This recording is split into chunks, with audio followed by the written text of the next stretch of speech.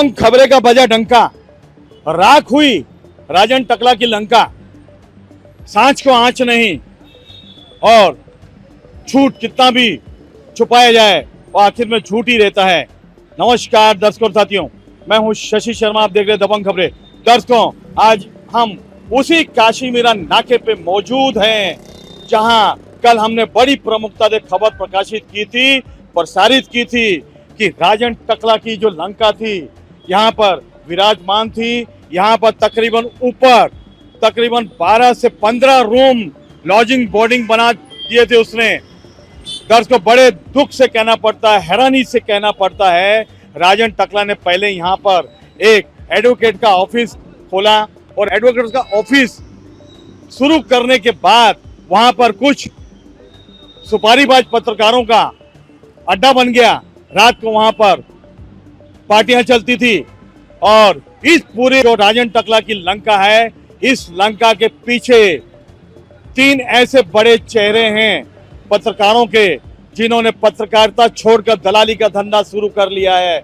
और ऐसे पत्रकारों को जनता को बहिष्कार करना चाहिए।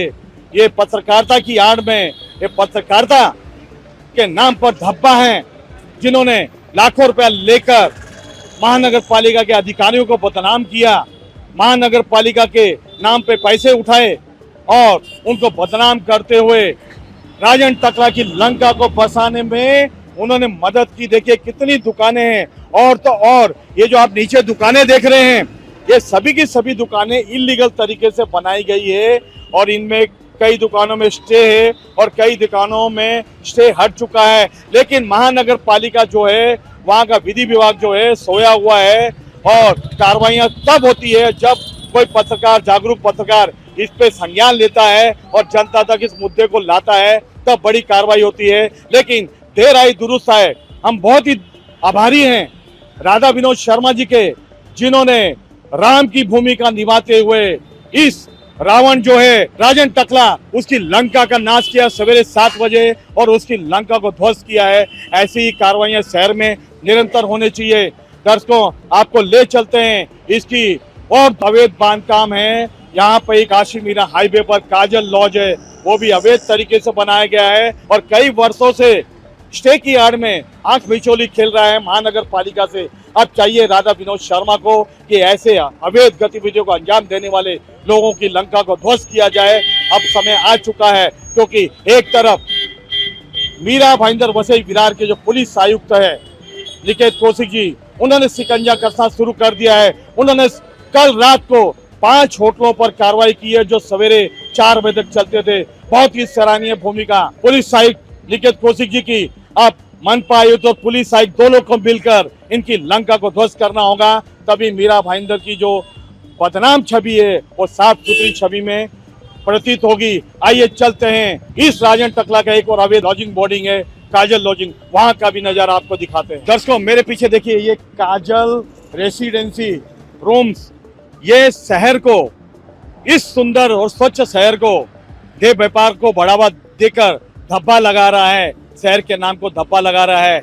ये इस काजल लॉजिंग बोर्डिंग पे कितनी बार कार्रवाई हुई, लेकिन कितने वर्षों से ये थाना न्यायालय से स्टे की आड़ में देह व्यापार को बढ़ावा दे रहा है।